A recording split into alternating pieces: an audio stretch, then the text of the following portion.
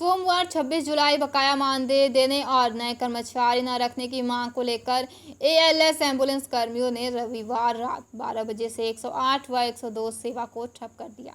इससे प्रदेश भर में करीब 2,500 से अधिक एम्बुलेंस खड़ी हो गई। एम्बुलेंस को खड़ी हो जाने के कारण मरीजों और तीमारदारों को काफ़ी कठिनाइयों का सामना करना पड़ रहा है।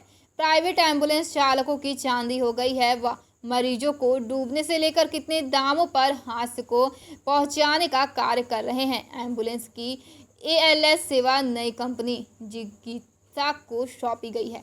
यह कंपनी नए सिरे से भर्ती कर रही है, जिसके कारण पहले से कार्यरत कर्मचारी इसका विरोध कर रहे हैं। एम्बुलेंस कर्मियों से कई दौर की बातचीत के बाद भी समझौता नहीं होने पर एएलएस एम्बुलेंस कर्मचारियों के समर्थन में 102 और 108 एम्बुलेंस कर्मियों ने भी हड़ताल शुरू कर दी।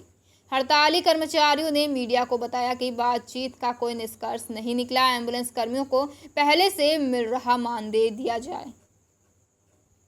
प्रदर्शन क्यों कर रहे हैं? हम लोगों की कुछ मांगे हैं जिसको लेके प्रदर्शन किया जा रहा है, जिसमें हम लोगों का न्यूनतम वेतन है।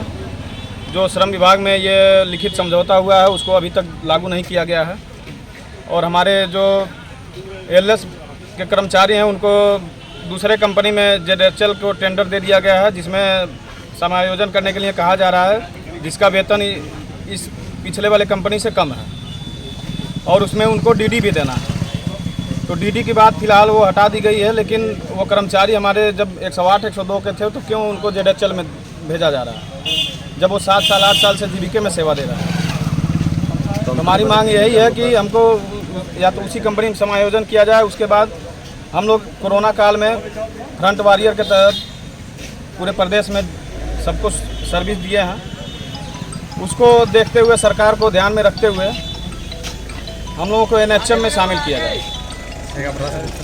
ठेका प्रथा से मुक्त किया जाए, ताकि हम लोगों का जो भविष्य है वो मतलब सुरक्षित हो, सारे एमटी पायलट भाइयों के परिवार का भला हो। जो हमारे कोरोना काल में जितने भी हमारे एमटी पायलट शहीद हुए हैं उनको जो 50 लाख का बीमा राशि सरकार बोली थी देने के लिए, उसको तत्काल रूप से मुहैया कराया जाए। तो आज आप लोगों ने क्या किया? सर, सीएमओ साहब को, जो गाजीपुर के डीएम साहब हैं, सीएमओ साहब को ज्ञापन दिया गया था। तो 3 दिन हम लोग दिए थे उसमें कि 23, 24, 25 हम शांतिपूर्ण तरीके से धरने पे बैठेंगे। बाकी सेवा चालू रहेगी जिले में, गाड़ियां चलती रहेंगी, मरीजों को सेवा देती रहेंगी।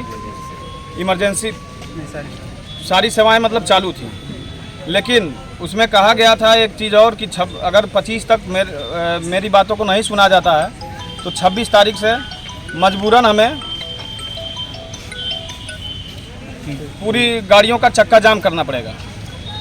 तो उसी को ध्यान में रखते हुए हम लोगों के पास कोई नहीं है हम लोगों की समस्याओं को सुनने के लिए।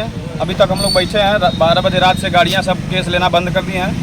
हर ब्लॉक में, पूरे गाजीपुर में 16 ब्लॉक हैं, 16 ब्लॉक में एक एक गाड़ी 108 की इमरजेंसी केस करने के लिए वो रखी गई है, जिसकी सूचना जो जिला के अधिकारी होते हैं एमई उनको दे दी गई है।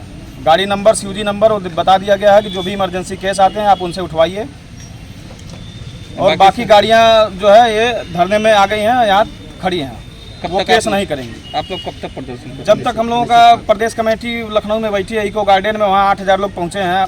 पूरे ज़िले से 70-80 लोग पहुँचे हैं। जैसा भी होगा वहाँ पे अगर फैसला हमारे सहमति में आता है, हमारे भविष्य के भला के लिए आता है, तो फिर हम लोग ये हड़ताल ख़त्म कर देंगे।